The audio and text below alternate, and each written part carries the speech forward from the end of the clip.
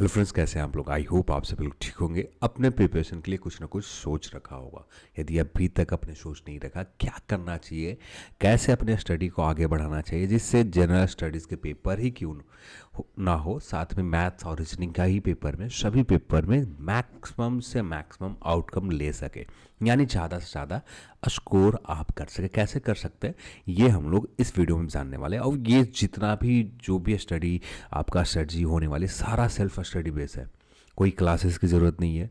हाँ, जिस सब्जेक्ट की क्लासेस की ज़रूरत होगी वहाँ पर हम लोग बात कर लेंगे कि यहाँ पर क्या आपको देखनी चाहिए, यूट्यूब के ऊपर जो क्या क्या चीज़ें उपलब्ध है, इन टॉपिक ऊपर भी बात कर लेंगे। तो सब कुछ हम लोग इस वीडियो में जानेंगे। पहला एक डाउट आपको सबसे पहले क्लियर करना है कि किसी भी सब्जेक्ट को किस्मत भरोसे नहीं छोड़नी है। जैसे बहुत सारे कैंडिडेट आपको मिल जाएंगे जनरल स्टडीज़ को किस्मत के भरोसे छोड़कर आते हैं, पर जनरल स्टडीज एक ऐसा पेपर है, यहाँ पर आपका समय बचाता। जो आप समय मैथ और रीजनिंग के सॉल्व करने में 5 मिनट देते, 2 मिनट देते हैं, अब ये आपको 1 सेकंड में एक आंसर सही दे देता है। यदि आपको आंसर पता है तो ठीक है, नहीं पता है तो तुक्का लगा सकते हैं, पर तुक्का लगाने का नुकसान ज़्यादा होता है। आपका किस्मत बहुत अच्छी है तो हो सकता है कि 50 में आप 35 सही कर ले। किस्मत अच्छी नहीं है तो 50 में आपको नहीं पता है, तुक्का लगा रहे हैं, 10-5 भी सही हो पाना बहुत मुश्किल होता है। तो यहाँ पर एक बात आपके दिमाग में पूरी तरह से क्लियर कर लो, आप जनरल स्टडीज़ किसी भी हालात में किस्मत के भरोसे नहीं छोड़नी है। क्या करना है हम लोग आगे बात करेंगे इसके ऊपर। साथ में जो भी सब्जेक्ट है जो आपका सॉलिड स्कोर देता है उससे इंपॉर्टेंट ज़्यादा देनी है। जैसे मैथ और रीजनिंग, ये सॉलिड स्कोर देता है, इसमें कोई कंप्रोमाइज़ नहीं होता है। जनरल स्टडी से भी सॉलिड स्कोर देता है, बस वहाँ पर एक डाउट रहते हैं कि आपका जो बनाया, आपको जो याद है बस वही है, जो याद नहीं है वहाँ पर आप तुक्का ही लगा सकते हैं। इसके अलावा कोई ऑप्शन नहीं होता। तो मेन पॉइंट, यदि हम सिलेबस के पैटर्न देखें, ये आपका पैटर्न है। मैथ से आपको 35 प्रश्न पूछे जा रहे हैं, रीजनिंग से 35 प्रश्न पूछे जा रहे हैं और जनरल अवेयरनेस से 50 प्रश्न पूछे जा रहे हैं। कितने नंबर हैं, बहुत बड़ा अमाउंट में जनरल अवेयरनेस से प्रश्न पूछे जा रहे हैं, जिसमें साइंस के भी पोर्शन कुछ प्रश्न होंगे, जनरल स्टडीज़ के, जनरल अवेयरनेस के और भी सारे सब्जेक्ट से प्रश्न होंगे। और यहाँ पर जो भी प्रश्न पूछे जाएंगे सारे के सारे फैक्चुअल होंगे, कोई आपका कॉन्सेप्चुअल नहीं होगा। जितने भी प्रश्न हो, चाहे हिस्ट्री से हो, पॉलिटी से हो, या आपका और कोई सब्जेक्ट से हो, सारे सब्जेक्ट से फैक्चुअल हो रहने जा रहा है। तो यहाँ पर फैक्चुअल रहेंगे। तो एक चीज़ और आपके दिमाग में क्लियर करना है कि आपको मैथ के लिए कितना समय देना और रीजनिंग के लिए कितना समय देना। आपके मैथ और रीजनिंग कैसा है ये आपको पता है, तो आप अपने हिसाब से मैथ और रीजनिंग के ऊपर समय को कम कर सकते हैं, मैथ के ऊपर ज़्यादा समय दे सकते हैं और रीजनिंग के थोड़ा सा समय कम कर सकते हैं। जैसे यहाँ पर आपका पता है कि रीजनिंग आपका बहुत अच्छा है, बहुत बार प्रैक्टिस कर रखा है। यदि रीजनिंग अच्छी नहीं है आपका, तब जाकर आप कोशिश कर सकते हैं कि रीजनिंग के ऊपर सप्ताह में, एक वीक में, पूरा कंप्लीट वीक में 2 आवर्स हम डेली दे सकते हैं। मैथ के ऊपर भी 2 आवर्स से 3 आवर डेली आपको देना पड़ेगा, कोई ऑप्शन नहीं है प्रैक्टिस करने के लिए। प्रैक्टिस ही आपको, जो 35 प्रश्न है ना, 35 में 32 के आसपास, 30 के आसपास आपको सही करवा पाएगा। यदि आप यहाँ प्रैक्टिस नहीं करते हैं तो कुछ भी नहीं होने वाला। आप जितना आपने मेहनत की, जितना यहाँ पर हाई पावर कमेटी बैठाई गई कि जिससे यहाँ पर आपको रिजल्ट हो सके और फिर इसके बाद CBT2 एग्ज़ाम में जाने का मौका मिल सके। और CBT2 एग्ज़ाम में जब आपको जाने का मौका मिला है, तब यहाँ पर यदि एक गलती करते हैं, मैथ के ऊपर प्रैक्टिस 2 से 3 घंटे नहीं करते हैं, तो यहाँ पर जो आपको एग्ज़ाम हॉल में जो आपका समय है, जो जिस समय में आप प्रश्न को सॉल्व कर रहे हैं, कि ये पूरा का पूरा बढ़ जाएगा। एग्ज़ाम हॉल में बहुत ज़्यादा प्रेशर आ जाएंगे, तो इससे भी डील करना है। यानी सिर्फ एग्ज़ाम में हमें सिलेबस ही नहीं पढ़ना होता, सिलेबस को कवर ही नहीं करना होता है कि किस तरह से अपने प्रिपरेशन को आगे बढ़ाएं। अब भी जो आप करते हैं ना, इसी के ऊपर आपकी प्रिपरेशन किस तरह से आगे जाएगी और किस तरह से आप अपने प्रिपरेशन को आगे बढ़ाओगे, ये अब भी के जो रोज़ाना प्रैक्टिस करते हो यही तय करती है। एग्ज़ाम हॉल तो सिर्फ एग्ज़ाम हॉल है। तो यहाँ पर सबसे पहले जनरल स्टडीज़ के लिए क्या करना चाहिए ये बात कर लेनी चाहिए। तो एक बात और, चैनल पर आप नहीं तो चैनल को पहला काम करेंगे, चैनल को सब्सक्राइब कर ले। 1000 सब्सक्राइबर पूरे होने वाले हैं बहुत जल्द, तो उम्मीद करता हूँ कि आप सब्सक्राइब जरूर करेंगे। सबसे पहले यहाँ पर बात करें करंट अफेयर। करंट इवेंट्स पढ़ने के लिए बहुत ज़्यादा है, तो हम यहाँ पर मैक्सिमम टॉपिक को इग्नोर करेंगे। क्या करना है करंट अफेयर के लिए, जैसे बहुत सारे लोग कहेंगे SPD को ले लो, बहुत सारे लोग कहेंगे अपने अपने हिसाब से। मैं यहाँ पर कहूँगा सिर्फ एक बुक लो, क्योंकि यहाँ पर एक बात आपको पता है कि लेवल वाइज एग्जाम हो रहे हैं। लेवल का हर लेवल का लेवल सबसे पहले स्टार्ट हो रहे हैं लेवल 6 के ऊपर, लेवल 5 के उसके बाद एग्जाम होंगे, फिर उसके बाद लेवल 4 का एग्जाम होगा। जिस जोन में लेवल 4 का सीट है बस उसी जोन में होंगे, और फिर उसके बाद लेवल 3, उसके बाद लेवल 2। ये चीज़ पता है। जो लेवल 5 और 4, 3, 2 है, इनके पास 2 वाले के पास ज़्यादा समय मिल जा रहा है, जबकि 6 वाले के पास समय कम मिल रहा है और समय की कमी बहुत ज़्यादा है। तो यहाँ पर करंट अफेयर हम इतना नहीं पढ़ सकते, क्योंकि आप करंट अफेयर कवर करने जाएं 2019 में नोटिफिकेशन आए थे एक के एज अ लॉजिकली सोचें तो 2019 के भी करंट अफेयर पूछे जा सकते हैं, 2020 के भी करंट अफेयर पूछे जा सकते हैं। तो हम इतना कवर नहीं कर सकते, तो हम कोशिश ये करेंगे जो नए वाले करंट अफेयर्स हैं, यानी जो अब भी हर मंथ के करंट अफेयर जो टॉप 100 हर चैनल के ऊपर बताई जाती है, उसको हम कवर कर उसे हम कवर करेंगे। और साथ में यदि स्टडी आईक्यू के आपको यूट्यूब के ऊपर कुछ क्लासेस करंट अफेयर वाला मिल जाता है, स्टडी आईक्यू वाले, ठीक है, तो ये हम कर सकते हैं। स्टडी आईक्यू ये इसलिए इंपॉर्टेंट है कि यहाँ पर बहुत ज़्यादा कोशिश की जाती है कि आपको मैक्सिमम से मैक्सिमम करंट अफेयर, आपका समय भी कम बर्बाद होते हैं। 20 मिनट में आपका लगभग एक मंथ का करंट अफेयर टॉप 100 में लगभग 4 वीडियोज होते हैं, तो 20-20 मिनट का हर वीडियो होते हैं।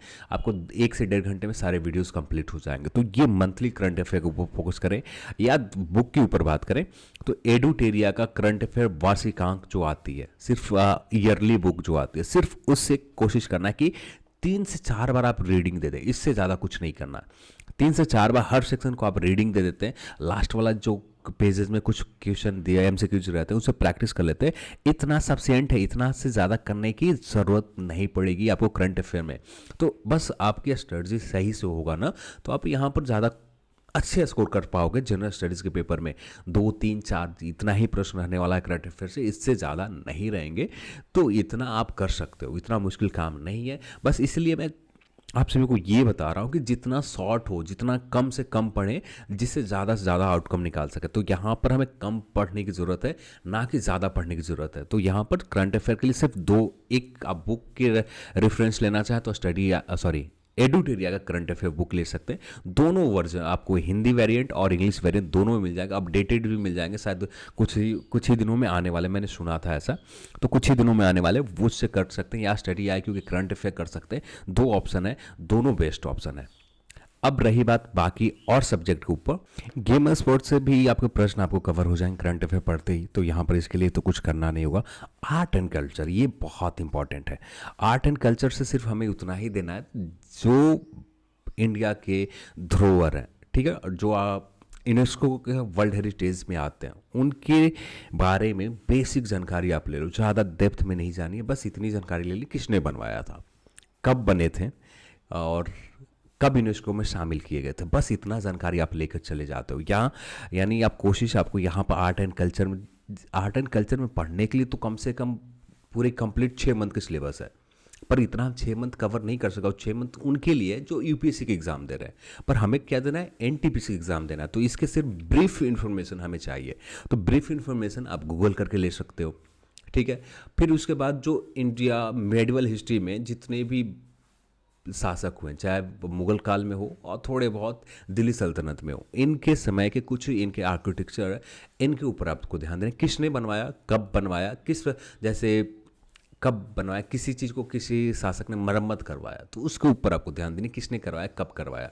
तो ये चीज़ें आप कर लेंगे आर्ट एंड कल्चर से। और फिर इसके बाद एंसेंट हिस्ट्री में से वो आर्ट एंड कल्चर से जो आएंगे, आपको मौर्य से आएंगे, फिर उसके बाद गुप्त से आएंगे, और कुछ प्रश्न आपको कनिष्क के समय वाले से पूछे जाएंगे। तो बस ये आपको 3 चीज़ें को आपको ध्यान देना है एंशिएंट में, इसके ज़्यादा आपको देखना नहीं है।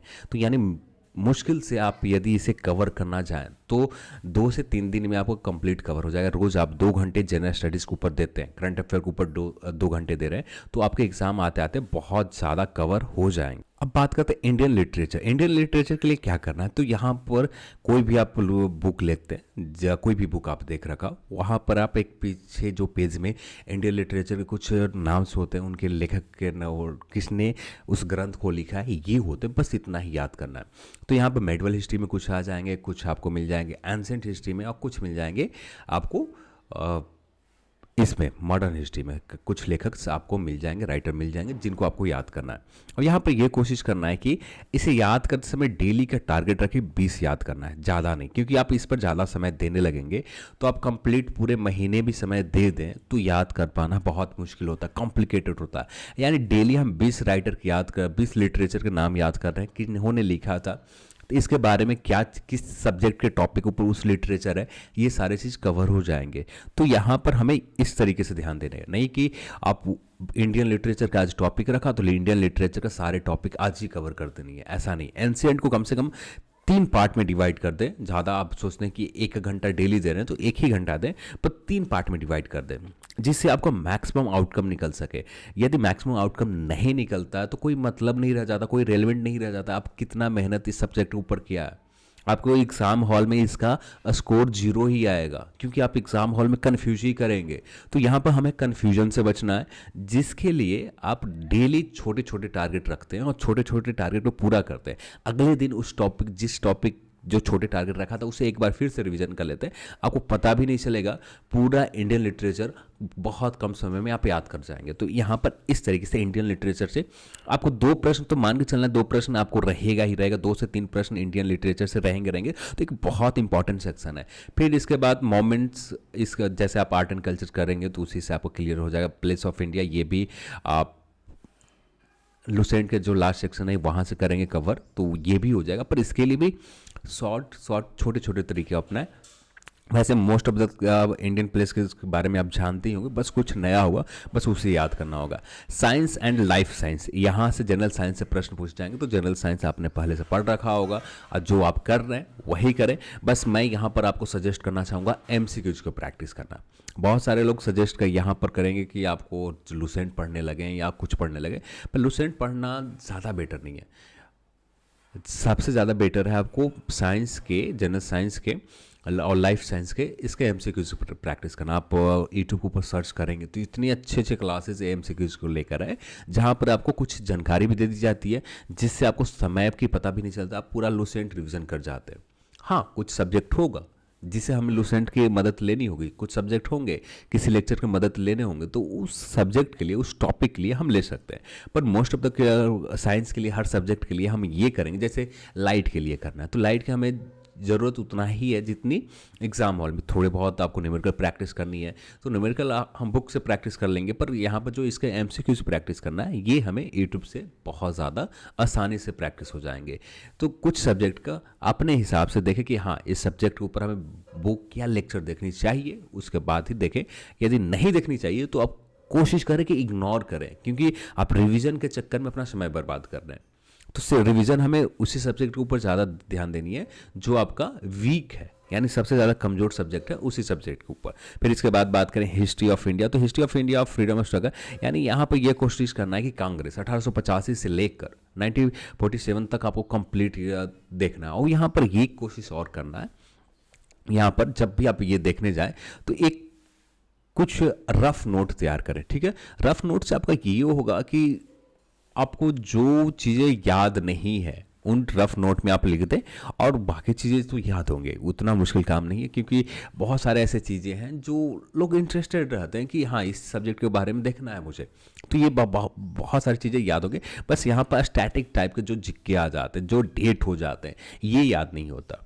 तो इन चीज़ों को आपको एक पेज में नोट डाउन करते जाना। तो ऐसे कम से कम इतना 2 से 6 पेज के आसपास जाएंगे, मैक्सिमम 6 पेज होगा। नहीं तो आप किस तरह से ब्रीफली और जैसे क्रैक्स बना के आप लिखते हैं, इसके ऊपर निर्भर करता है कि आप कितने पेज ले जाएंगे। आप ज़्यादा देर से लिखने लगते हैं तो पूरा नोटबुक भर जाएंगे। पर हमें कोशिश ये करना है कि 2 से 6 पेज, क्योंकि एग्जाम के समय रिवीजन यहाँ से ही आप कर पाएंगे। यदि यहाँ से हिस्ट्री ऑफ इंडिया और फ्रीडम ऑफ स्ट्रगल से सिर्फ 1 या 2 प्रश्न आता है, अब 1-2 प्रश्न के लिए पूरी नोटबुक आपको रिविजन करना पड़े, गलत स्ट्रेटजी हो जाएंगे, गलत आपकी तैयारी की डायरेक्शन ही पूरी गलत हो जाएंगे, क्योंकि आपके पास समय की कमी है। समय को भी ध्यान रखना है और ज़्यादा से ज़्यादा स्कोर भी करना है, तो इसके लिए थोड़ा सा स्मार्ट आपको बनना पड़ेगा। थोड़ी सा स्मार्ट अप्रोच आप लगाते हैं, 1 से 2 पेज में, 3 पेज में आपका कंप्लीट ये कवर हो जाएंगे मॉडर्न हिस्ट्री। ये जो आपका टॉपिक है history of India, freedom of struggle, ये कवर हो जाएंगे। अब यहाँ से आप सारे क्वेश्चन डील कर जाएंगे। क्योंकि उसके स्टोरी हमें नहीं लिखना है, सिर्फ फैक्ट को लिखना है। एग्जाम हॉल में सिर्फ फैक्ट पूछे जाते हैं। फिर इसके बाद बात करें नेक्स्ट सब्जेक्ट के ऊपर। थोड़ा सा समय जो वीडियो लंबा जा रहा है इसके लिए माफ़ी चाहता हूँ, क्योंकि बहुत ज़रूरी है। यदि नहीं ज़रूरी होता तो मैं शॉर्ट में बताकर निकल जाता कि आपको ये चीज़ें कर लेनी है, आप कवर कर लेते। पर यहाँ पर मैं सोच रहा हूँ कि आप मैक्सिमम से मैक्सिमम स्कोर आप गेन कर सके, इसके लिए। फिर इसके बाद बात करें फिजिकल ज्योग्राफी, सोशल और इकोनॉमिकल ज्योग्राफी। ये आप लुसेंट में बहुत है। जैसे सोशल ज्योग्राफी और ह्यूमन ज्योग्राफी से आपको उतना ही प्रश्न पूछा जाएगा जैसे ट्राइब के बारे में पूछ दिए जाएंगे। बस हमें ट्राइब के बारे में ध्यान रखनी है। जो ह्यूमन ज्योग्राफी और सोशल ज्योग्राफी से ये इतना ही प्रश्न आएगा। इकोनॉमिकल ज्योग्राफी आप जितने भी माइंस है, मिनरल्स है, टॉप प्रोड्यूसिंग स्टेट के बारे में आप ध्यान रख ले। Top producing country, iron ore की टॉप प्रोड्यूसिंग कंट्री कौन सा है, स्टील टॉप प्रोड्यूस करने वाला कौन सा कंट्री है, गोल्ड टॉप प्रोड्यूस करने वाला कौन सा कंट्री है। बस ये चीज़ें आप इकोनॉमिक ज्योग्राफी पे आप कवर कर सकते हो, पर ये चीज़ें लुसेंट में नहीं है। तो इसके लिए हमें थोड़े से गूगल की मदद लेनी होगी, और गूगल से आप एक टॉपिक आप बनाते जाएंगे कि हाँ जो इंडियन ज्योग्राफी में हमें ये टॉपिक करनी है, उससे कवर हो जाएंगे। और इंडियन ज्योग्राफी में आपको ये कोशिश करना है ना, आपको माउंटेन्स और थोड़े से रिवर्स, इसके ऊपर ज़्यादा ध्यान देनी है, कुछ डैम के ऊपर ज़्यादा ध्यान देनी है, और बेसिक जानकारी इंडिया के बारे में, बस इतना ही देखना है। इतना आप कवर कर लेते हैं तो इससे बाहर आपका इंडियन ज्योग्राफी से एक भी प्रश्न नहीं जाएगा, तो आप आसानी से यहाँ पर कवर कर लेंगे। इंडियन पॉलिटी की बात आती है तो इंडियन पॉलिटी में ये काम करें कि राष्ट्रपति तक, यानी शुरुआत से लेकर राष्ट्रपति तक थोड़ा सा ज़्यादा ध्यान दें। फिर उसके बाद सिर्फ आप ध्यान दें आर्टिकल्स और आपको संशोधन के ऊपर, अमेंडमेंट के ऊपर। तो इतना आप ध्यान देते हैं तो आपका कवर हो जाएगा। इससे ज़्यादा हमें ध्यान देने की ज़रूरत भी नहीं है। जैसे आप राष्ट्रपति तक आप करते हैं तो ये आपको पॉलिटिकल सिस्टम समझ में आ जाएगी, आपके भारतीय संविधान के गवर्नेंस किस तरह से होते हैं, ये सारे बेसिक चीज़ें समझ में आ जाएंगे। क्योंकि हो सकता है कि 2-3 प्रश्न, 1-2 प्रश्न कॉन्सेप्चुअल आ जाए, क्योंकि लगातार कई से एक से हर लेवल के अलग अलग एग्जाम है, पर किसी लेवल में आपको इस तरह का प्रश्न पूछ दिए जाए तो आपको इसके लिए प्रिपेयर रहना होगा। तो आप इस तरह से आप लेकर चलना होगा। तो कम से कम राष्ट्रपति तक आप कवर कर लेते हैं, और राष्ट्रपति में आपको प्रधानमंत्री कवर हो जाएंगे, आपके राज्यपाल कवर हो जाएंगे, तो ये सारी चीज़ें कवर होते जाएंगे। तो हाँ, राज्यपाल आप कवर करने जाएँ तो उसमें आपका मुख्यमंत्री, स्टेट सीएम भी कवर हो जाएंगे। तो इन चीज़ों को आपको लेकर चलें। हाँ, एक चीज़ और, जो स्टेट लोकल गवर्नेंस है, म्यूनसिपल हो गए, पंचायती राज होंगे, इन चीज़ के ऊपर विशेष कर ध्यान दें, और यहाँ से प्रश्न बनेंगे। अब इनके आर्टिकल्स, और कुछ ध्यान दे या ना दे, इनके आर्टिकल से आप ध्यान रखें, क्योंकि आर्टिकल से प्रश्न बनते हैं। यहाँ पर ही लोग याद नहीं रखते हैं। इसके कॉन्सेप्चुअल से प्रश्न बहुत कम बनेगा, पर इनके आर्टिकल से ज़्यादा प्रश्न बनेंगे। कॉन्सेप्ट आपको लगभग एक प्रश्न भी पूछ दिए जाए तो काफ़ी होगा, नहीं तो मैक्सिमम जो प्रश्न आपसे पूछे जाएंगे फैक्चुअल प्रश्न पूछे जाएंगे। इसलिए आर्टिकल और संशोधन किसी भी हालत में, हाँ, बस इसे टुकड़े में याद करनी होगी। ऐसे नहीं कि आप लग गए पूरी पॉलिटी कवर करने, ऐसा नहीं करना होगा। छोटे छोटे टास्क को तैयार करें और छोटे छोटे टॉपिक्स को कवर करते जाएं, उतना समय आपको नहीं लगेगा इंडियन पॉलिटी से भी। फिर इसके बाद साइंस एंड टेक्नोलॉजी से टेक से भी प्रश्न होंगे, जो आपको डेली न्यूज़ में आप करंट अफेयर जब कवर कर रहे हैं, करंट अफेयर में आपका कवर हो जाएगा। न्यूक्लियर प्रोग्राम से भी प्रश्न पूछा जाएगा, और इंडियन स्पेस प्रोग्राम से भी प्रश्न पूछे जाएंगे। तो यहाँ से भी आपको ध्यान रखना होगा। अब इसके लिए आपको ये करते हैं, जैसे क्या कहते हैं, आप इंडियन न्यूक्लियर प्रोग्राम के थोड़े बहुत जो जहाँ जिस स्टेट में, इसके नाम याद रख लेते तो उससे कवर हो जाते हैं। और इसके बाद बात करें यूएन, इसके अंदर सिर्फ इतना याद रखना है कि कब बना था और इसके मुख्यालय कहाँ है, बस इससे ज़्यादा नहीं। इन्वायरमेंटल इश्यूज़ के ऊपर अब यहाँ पर कुछ प्रोटोकॉल जो हुए हैं, यानी कुछ जो हुए हैं, उनके ऊपर आपको डेट याद रखना है, कहाँ पर हुई थे, यानी COP 26, इस तरह से जो उसका एक शॉर्ट में क्या कहा जाता है, जैसे तो टोक्यो प्रोटोकॉल, इसको शॉर्ट में क्या, उस समय उसका कुछ तो नाम होगा, स्पेसिफिक नाम, उसे COP कौन सा नंबर कहा जाता है, ये SDG के बारे में बस बेसिक जानकारी आप ले लें, कवर हो जाएंगे। बेसिक कंप्यूटर, बस आपको लुसेंट में जितना दिया हुआ है उतना ही कवर करना। फिर इसके बाद ट्रांसपोर्ट सिस्टम, आप इंडियन ज्योग्राफी आप कवर कर रहे हैं, वहाँ पर ट्रांसपोर्ट सिस्टम के ऊपर कुछ सब्जेक्ट आपको मिल जाएंगे, वहाँ से कवर हो जाएंगे। इंडियन इकोनॉमी, आप बेसिक जो डेली आप जानते हैं, डेली करंट अफेयर में देखते हैं, बस उतना ही हमें देखना है। फेमस पर्सनालिटीज़, यहाँ पर भी आप डेली करंट अफेयर पढ़ रहे हैं, वहाँ से भी आपको कवर हो जाएंगे। फ्लैगशिप गवर्नमेंट, आप करंट अफेयर पढ़ रहे हैं, जो भी फ्लैगशिप गवर्नमेंट प्रोग्राम्स है, स्कीम है, ये कवर हो जाएंगे आपको करंट अफेयर के बुक से, तो इसके लिए कुछ एक्स्ट्रा नहीं करना है। फ्लोरा एंड फौना, तो ये आप बायो सेक्शन कवर करते हैं, वहाँ से आपको कवर हो जाएंगे। फिर भी आप अलग से टॉपिक आप यूट्यूब के ऊपर सर्च करके देख सकते हैं। फिर पब्लिक सेक्टर के जितने पीएसयू है, इनके बारे में नवरत्न, महारत्न, ये दोनों के नाम याद रख ले। अब यहाँ से प्रश्न पूछा जाएगा, और यहाँ से कब स्थापना हुई से हुए हैं, या ऑप्शन में दे दिया जाएगा इसमें से कौन सा महारत्न नहीं है, इस तरह के प्रश्न पूछे जाएंगे। पीएसयू नहीं है, तो ये आप ध्यान रखें। ये अब बात रही मैथ की। मैथ की बात करें तो मैथ में हमें कोशिश ये करना है कि प्रैक्टिस ज़्यादा करनी है। प्रैक्टिस ही आपको ज़्यादा, आपको काम, जैसे आप डेली कोशिश करना है कि प्रैक्टिस 3 घंटे आपको देना ही देना है। किसी भी हालत में मैथ के ऊपर कंप्रोमाइज़ 1 घंटे भी नहीं करना, 3 घंटे हमें प्रैक्टिस करना है। कोशिश ये करें कि ग्रुप में बन जाए। मैथ का प्रैक्टिस ग्रुप में बहुत ज़रूरी होती है। ये 2-3 लोगों को ग्रुप बना लें, और वहाँ पर ये होगा कि आपको जो प्रश्न नहीं बन रहे उसी समय डील होगा। आपसे नहीं बना, आपके दोस्त से बन जाएंगे, आपके दोस्त से नहीं बना, उसके दोस्त, यानी जो 2-3-4 लोगों के ग्रुप है, चौथे से बन जाएंगे। तो आपको ग्रुप में प्रैक्टिस करनी है। ग्रुप में प्रैक्टिस करने से आपको बहुत ज़्यादा लाभ होगा। मैथ की प्रैक्टिस बहुत ज़रूरी है, और उसी समय आपका सॉल्यूशन मिल जाएगा। नहीं तो आप प्रैक्टिस कर रहे हैं, अकेले प्रैक्टिस कर रहे हैं, अब वहाँ पर दिक्कत आ रही है, ये एक प्रश्न आपसे नहीं बना और समझ में भी नहीं आ रही, तो ये आप ग्रुप में भी नहीं है, किसी से आप पूछोगे उसमें समय बर्बाद होगा। ग्रुप में हो तो उसी समय आपको सॉल्यूशन मिल जाएंगे, और उसी समय आपका उस सब्जेक्ट आपका अच्छा होगा। तो यहाँ पर कोशिश करना कि जैसे आपका जो सब्जेक्ट ज़्यादा दिक्कत है, बस उसी सब्जेक्ट के ऊपर ज़्यादा मेहनत करनी है। जिस सब्जेक्ट के ऊपर आसान है तो उसको ऊपर प्रैक्टिस करते जानी है बस। और जो ज़्यादा टफ है, जो आपको मुश्किल दे रही है, जो सब्जेक्ट के ऊपर कितना भी आप कोशिश कर रहे हैं कि अच्छा नहीं हो पा रहा है, तो उसे थोड़ा समय के बाद, कुछ प्रैक्टिस करने के बाद इग्नोर कर दें पूरी तरह से। एग्ज़ाम के समय 1-2 दिन प्रैक्टिस कर लें, फिर एग्ज़ाम के समय ही 1-2 बार फिर से प्रैक्टिस कर लें, फिर उसके बाद एग्ज़ाम देकर आ जाए, आपका काम बन जाएगा। पर जो आसान सब्जेक्ट है उसके ऊपर प्रैक्टिस इसलिए ज़रूरत है कि आपका समय कम हो सके। जिस क्वेश्चन को बनाने में आप 2 मिनट ले रहे हैं, वो समय घटकर आपको 60 सेकेंड, 55 सेकेंड, 40 सेकेंड के ऊपर आ जाए, ये इंपॉर्टेंट है। फिर इसके बाद रीजनिंग में बात करें तो रीजनिंग के ऊपर भी आप प्रैक्टिस दे ध्यान सकते हैं। यदि आपका रीजनिंग आप पहले से अच्छा नहीं है, तब जाकर आप डेली समय दे सकते हैं। पहले से अच्छा है तो वीक में 2 दिन ही दे समय, और लगातार प्रैक्टिस के ऊपर 1 दिन का टारगेट रखें। एनालॉजी इसी तरह से आप समय देते हैं, तो इसी हिसाब से अपने इस तरह से प्रैक्टिस करनी है कि एग्ज़ाम आते आते सारे टॉपिक के प्रैक्टिस हो जाए। जो टफ टॉपिक है तो उसके ऊपर थोड़ा सा ज़्यादा समय दे देना है, 1 दिन ज़्यादा समय देना है। यानी हम जैसे एनालॉजी पर 2 घंटे दे रहे हैं, पर जब बात करें साइलो पर हम 2 के जगह 4 घंटे दे देंगे। तो इस तरह से अपने सब्जेक्ट, जिससे ज़्यादा से ज़्यादा प्रैक्टिस आप कर लें, तो यहाँ से मोर देन ज़्यादा स्कोर आप करने में आसानी होगी। तो ये आप कर सकते हैं रीजनिंग के लिए।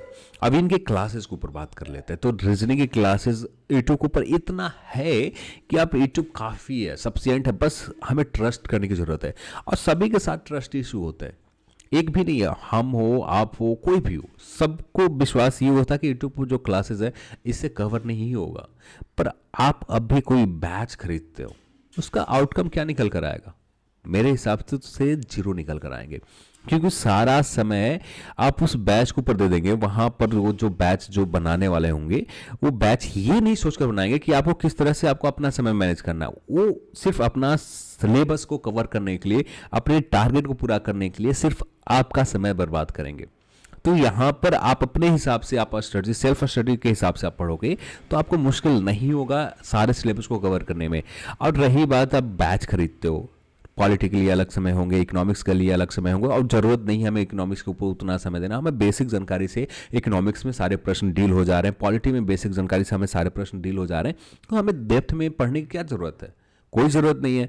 हमें इंडियन ज्योग्राफी के बेसिक इन्फॉर्मेशन से ही हम सारे प्रश्न को डील कर जा रहे हैं, तो क्या ज़रूरत है हमें डेप्थ में पढ़ने की?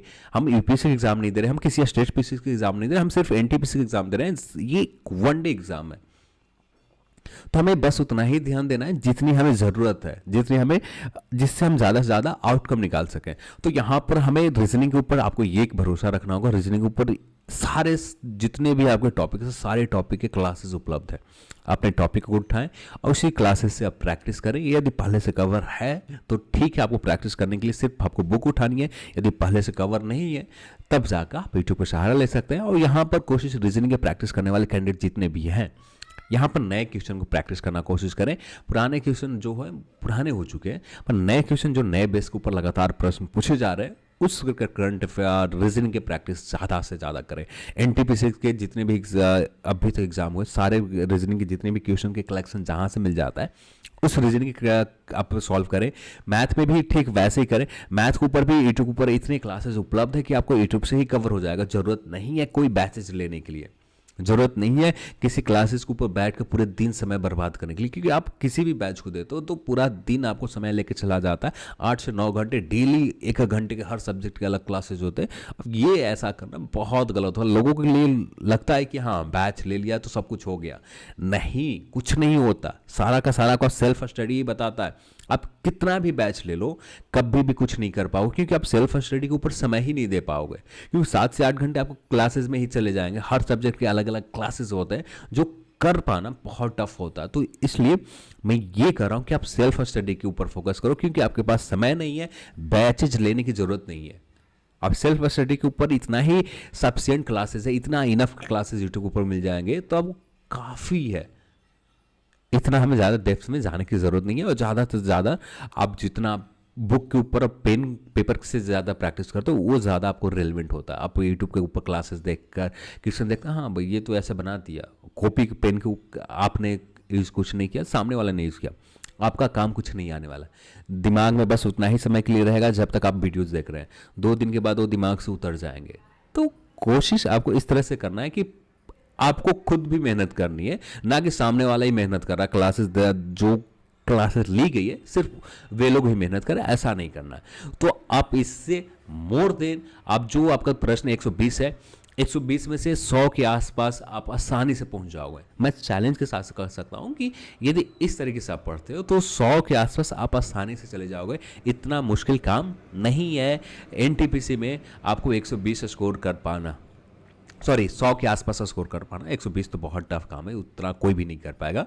जनरल स्टडीज़ के आप सारे सब्जेक्ट आपको बहुत हद तक क्लियर है, तब जाके 50 में 45 के आसपास पहुंच पाएंगे, तो 40 के आसपास पहुंच पाएंगे। बहुत अच्छे से क्लियर है, तब उसमें से भी कुछ गलत हो जाएंगे। तो इतना मुश्किल होता है कि 100 में 120 पे 120 कर पाना, तो 100 के आसपास हम कर सकते हैं। इतना आसान भी नहीं है पर कर सकते हैं, इतना पता है कर सकते हैं। थोड़ा सा मेहनत करनी होगी खुद के ऊपर, आप कर लोगे, बहुत आसान है। बस खुद के ऊपर मेहनत करो आपको पता नहीं चलेगा कैसे सिलेबस आपका कवर हो गया, कितना औसम आपके एग्जाम जाएंगे, आपको पता भी नहीं चलेगा। बस आप अपने टास्क को छोटे छोटे टुकड़ों में बांटो और छोटे छोटे टुकड़ों को कवर करते जाओ, और कुछ नहीं करना। समय आपको इसी तरह से 1 वीक का टारगेट बनाओ, 1 वीक में हमें इतने सब्जेक्ट कवर करने हैं, और उस 1 वीक के हर दिन के छोटे टारगेट उठाओ। 1 वीक के बाद आप अपने आप को देखो कि कहाँ पर हो। आपका खुद को प्रैक्टिस सेट बनाकर आप चेक करो कि हाँ जिस टॉपिक के ऊपर, जिस सब्जेक्ट के ऊपर आपने समय दिया उससे प्रश्न बन रहे हैं या नहीं, ये आप कवर करते हो, बहुत आसानी से हो जाएगा। तो चलिए आज के इस वीडियो में इतना ही, और इस वीडियो को देखने के लिए आप सभी को बहुत बहुत धन्यवाद। जय हिंद।